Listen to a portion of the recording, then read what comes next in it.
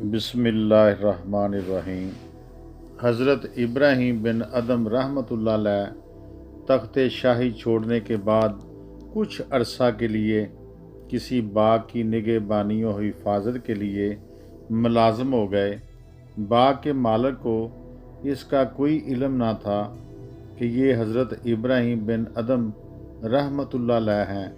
एक दिन वो बाग का मालिक अपने बाग में आया और हज़रत इब्राहीम बिन अदम से कहने लगा, जाओ कोई मीठा नार ले आओ।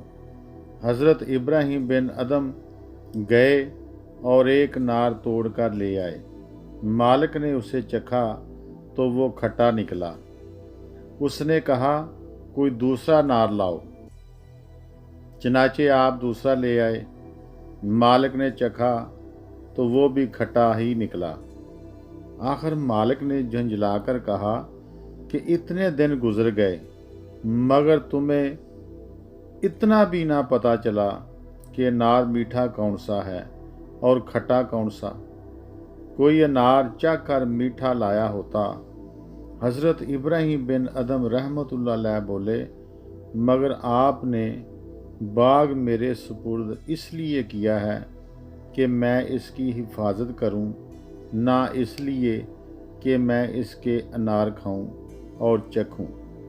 मालिक ये जवाब सुनकर कहने लगा, वाह सुबहान अल्लाह, इतने परहेज़गार और मुत्की।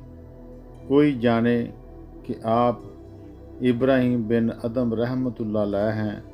हज़रत इब्राहीम बिन अदम रहमतुल्लाह अलैह ये बात सुनकर फ़ौरन बाग से निकल गए और मालिक हैरान रह गया और सोचने लगा कि ये कौन था। तो प्यारे साथियों, अल्लाह के नेक बंदे बड़े मुत्की और अमीन होते हैं।